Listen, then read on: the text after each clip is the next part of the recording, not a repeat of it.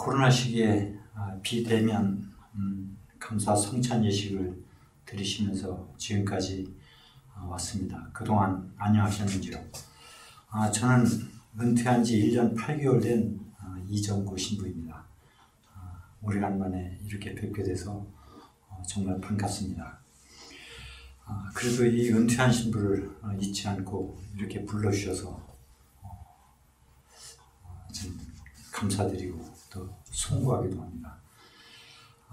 오늘 드릴 말씀은 사순절과 그 부활절기를 맞이해서 저희들이 이 시기에 무엇을 되새김해 볼 것인가에 대해서 잠시 생각해 봤습니다.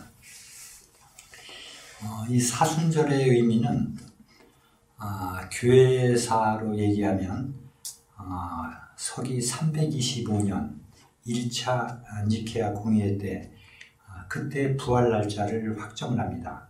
그래서 그 부활 날짜를 기점으로 해서 거꾸로 이제 숫자를 계산해 가는 거죠. 부활 기점으로 거꾸로 40일 되는 날, 그날이 그 지난주 수요일, 제2수요일이 되는 겁니다. 그러니까 제2수요일부터 6주가 되는 것이 부활이 되겠습니다. 그 40일이라고 하는 그 숫자는 그 기독교에서 여러 가지 의미가 있습니다. 모세가 40일 동안 시나이 산에서 금식을 하고 또 그리고 이스라엘 백성을 데리고 가나안 땅에 도착하기 전 40년 동안 광야 생활했던 그 사건, 그리고 노아 홍수 때 40일 동안 그 비가 계속 내리죠. 그리고 예수께서 부활하신 후 승천하시기까지의 기간도 40일이 됩니다. 따라서 그 교회력으로 볼 때 이 사순절은 사순절 자체도 중요하지만 사실은 사순절은 예수의 부활을 위한 절기라고 할 수가 있습니다.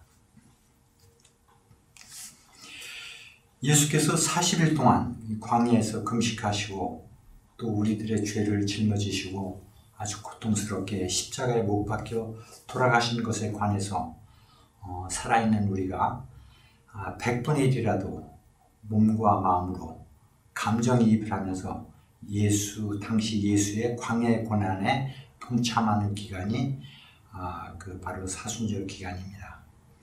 그래서 전통적으로 사순절 기간에는 자신의 몸을 힘들게 하기 위해서 금식을 해왔습니다. 내 몸을 가장 힘들게 하는, 가까이에서 힘들게 할 수 있는 것은 금식이 그래도 그나마 최선의 수단이었기 때문에 그렇습니다. 이 사순절 기간에는 특히 즐겨 먹던 고기도 안 먹고 가급적이면 일상생활을 가능하면 내가 살고 있는 상황을 열악한 상황으로 만들어서 생활을 했습니다. 그러나 10분 양보해서 현대인들은 그 과거 초대교회와 중세시대와는 다르게 출퇴근도 해야 하고 일을 하지 않으면 안 되는 그런 상황이기 때문에 요즘은 과거에 사순절 풍습이 많이 사라졌습니다. 그 대신 이 기간에는 평소 먹고 평소 즐겨하던 것들을 절제함으로써 그렇게 해서 발생한 그 비용을 급기연금으로 하여 어려운 이웃에게 나누는 풍습으로 점차 변해가고 있습니다. 여러분들 그 음식에서 그 덴푸라라는 음식을 아마 아실 겁니다. 일본식 발음으로 이제 덴푸라죠. 원래는 템포라라는 그 라틴어입니다. 이 뜻은 우리가 음악을 할 때 그 박자라고 하는 의미도 있고 또 요리할 때 양념이라는 의미도 있고 또 어떤 특정한 시기, 일정한 시기를 말하는 것이 바로 템포라고 하는 그런 단어입니다. 이 템포라는 16세기 포르투갈 그 카톨릭 선교사들이 일본 나가사키에 그 선교사로 입국을 해서 고기를 먹으면 안 되는 금육을 해야 하는 사순절을 보냈는데 과거 포르투갈 자기 고향에서 먹었던 고기 맛을 잊을 수가 없어서 그 대체 식품으로 무엇이 좋을까 고민하다가 야채를 튀겨 먹은 것이 그 시작이라고 전해집니다. 어찌 보면 이 템푸라라고 하는 음식은 매우 비겁한 사순절 음식이라고 할 수 있습니다. 사순절 시기에 국한해서 먹었던 그 음식이었기 때문에 템포럴이 그 일정한 시기에 먹었다라고 해서 그 템포라가 일본식 발음으로 템푸라로 이제 불리게 된 겁니다.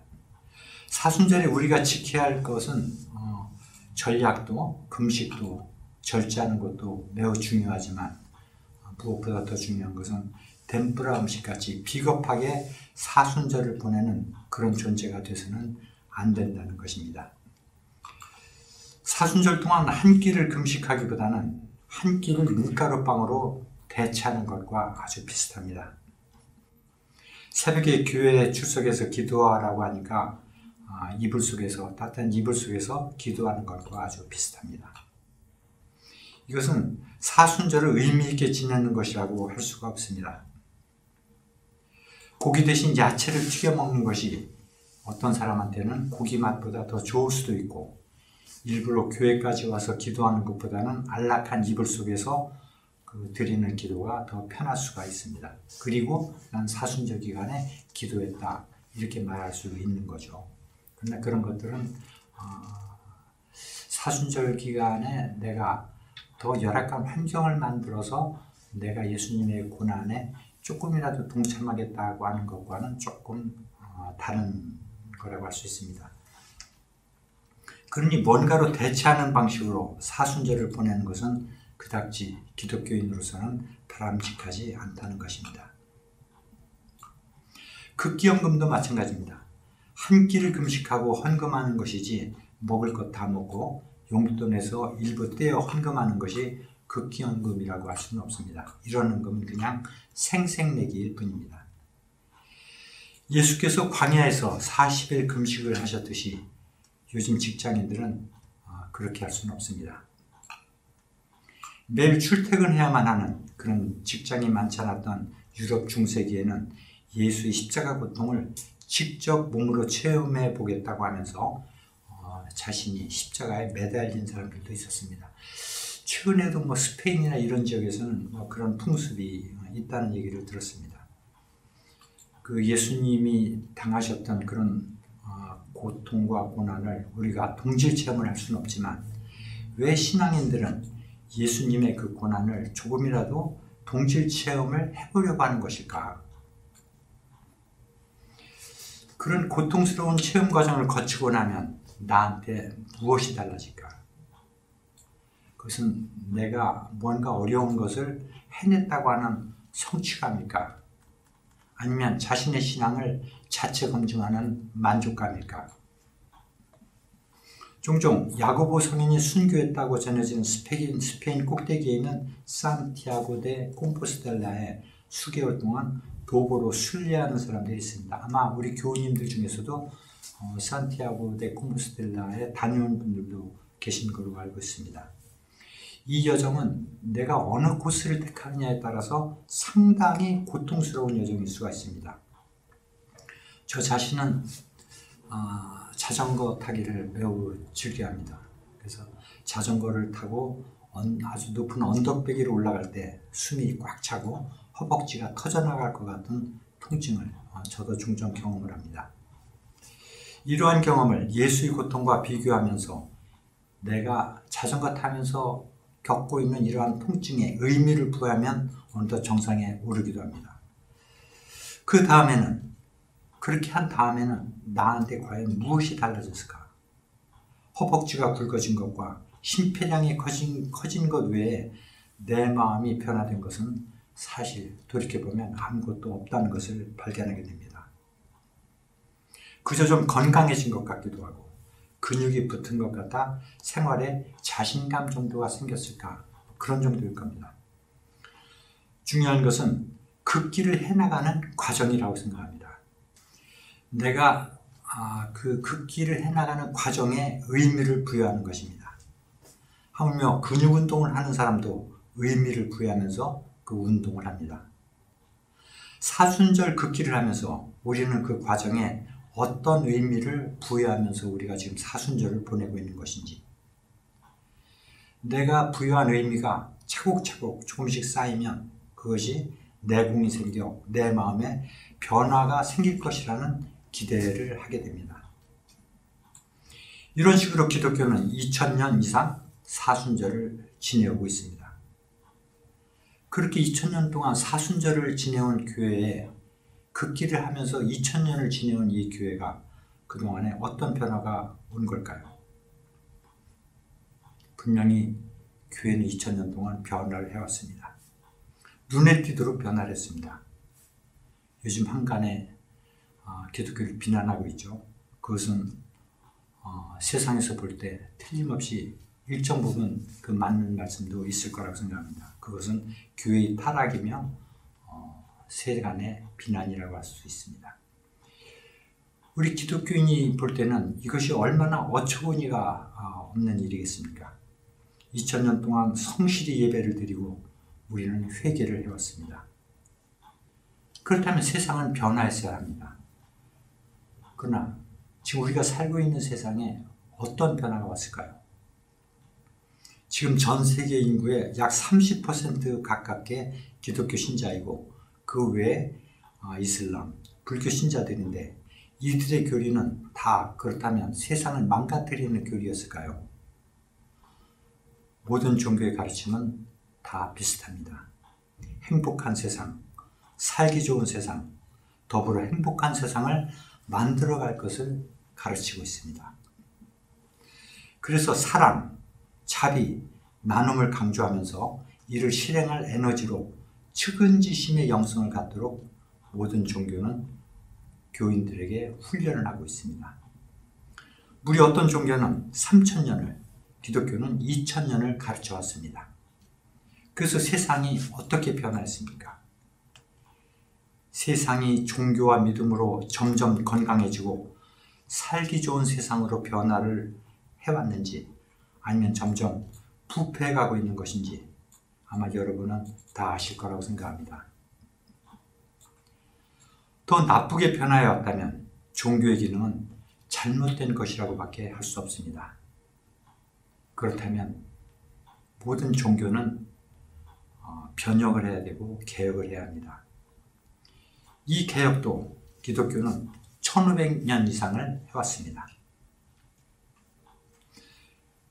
1500년 동안 루터 이후에 1500년 동안 개혁해온 이 교회가 그렇다면 무엇이 변했을까요? 그렇다면 교회는 더 과거보다 청순해지고 건강해졌는지 아니면 불치병에 걸렸는지 아마 여러분들도 다 잘 아실 겁니다. 그렇다면 하느님 나라가 오기 전에 교회를 없애버려야 할 것인지 그동안 우리가 드려온 예배와 기도가 아무 소용이 없으니 변화된 것이 없으니까 그렇다면 다 예배도 성찬 예식도 다 필요 없는 것인지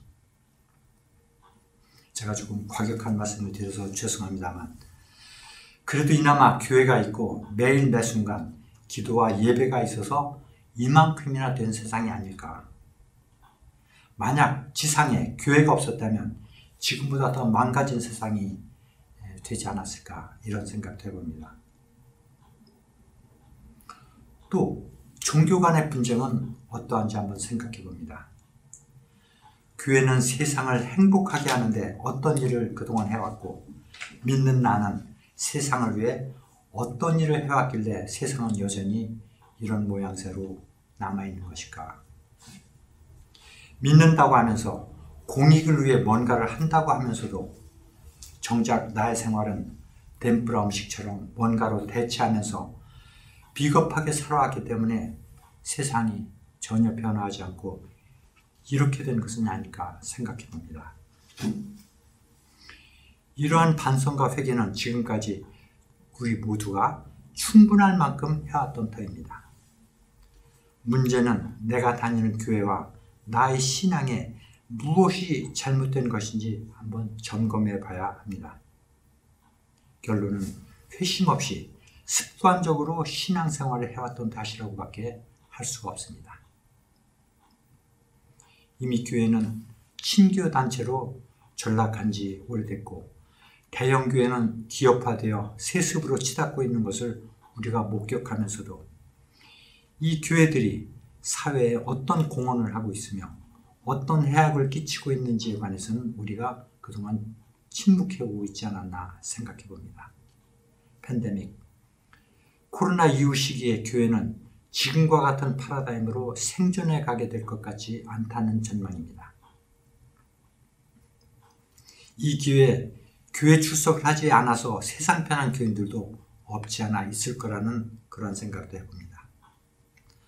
코로나가 끝난다고 해서 마스크는 얼굴에 필수품이 될 것이며 기성교회는 대면과 비대면 예배를 동시에 병행하게 될 것입니다. 교회는 점차 줄어 헌금도 줄고 교회 유지비는 증가하고 사회에 환원할 수 있는 헌금과 봉사시간은 현저히 줄어들게 될 것입니다.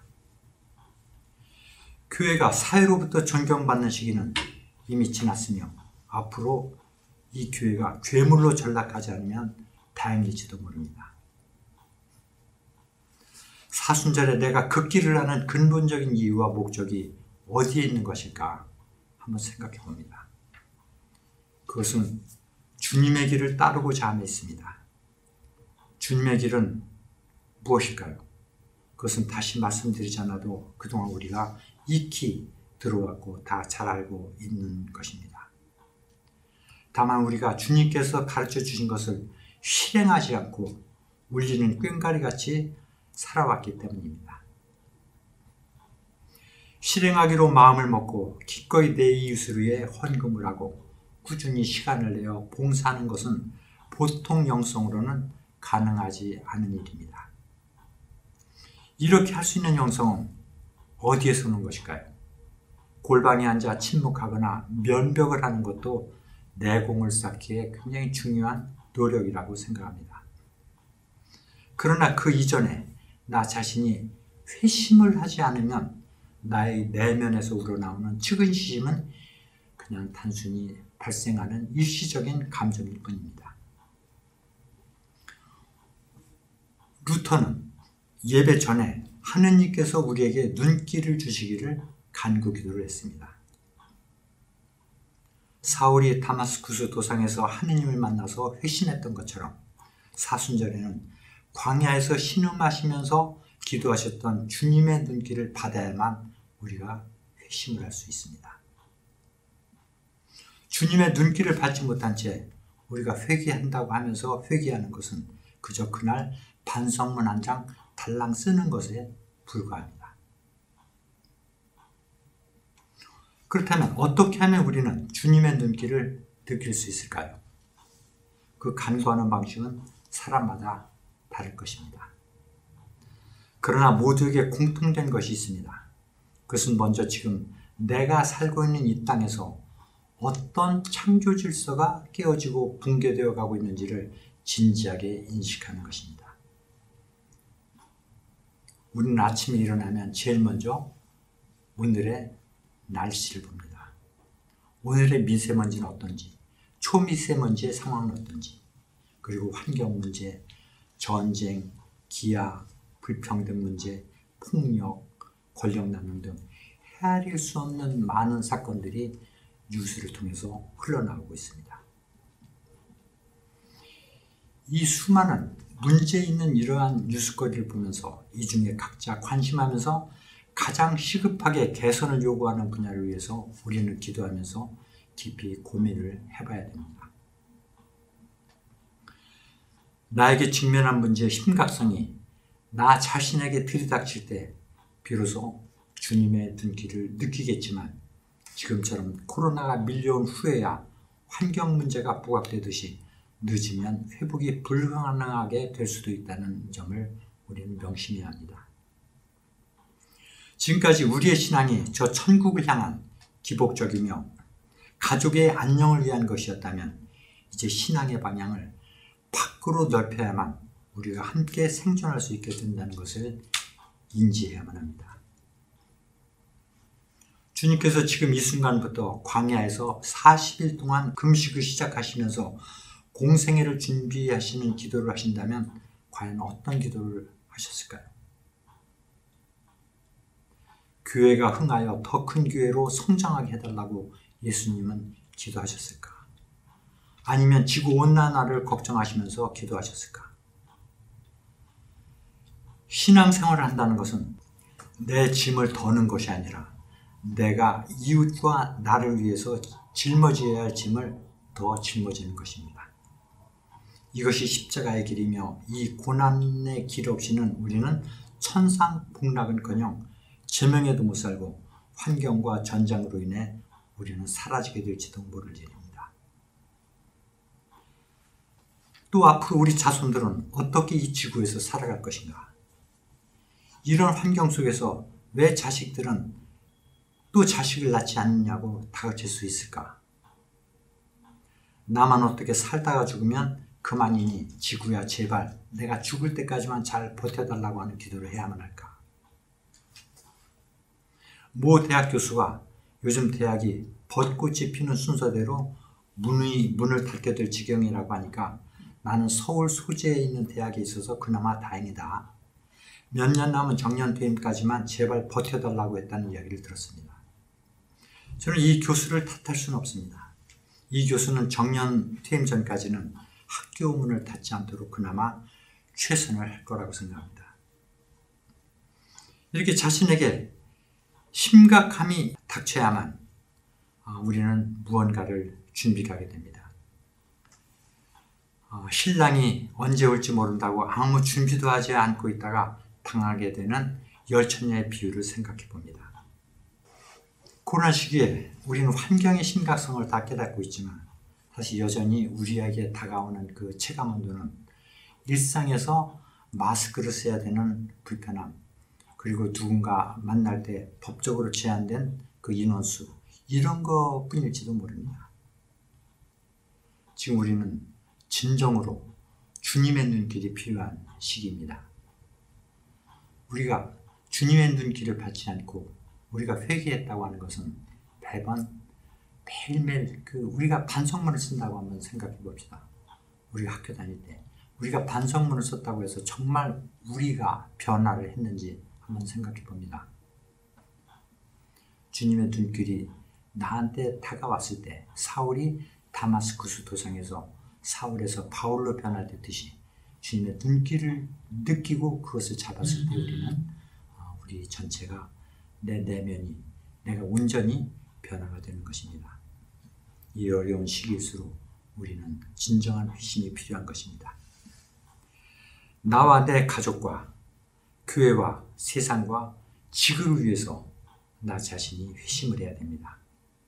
이 사순절기에 내가 어떤 주제를 가지고 절제하면서 기도를 해야 할 것인지는 각자 정해서 정진하면서 기도하면서 그것을 실천하는 신앙인이 되어야 합니다.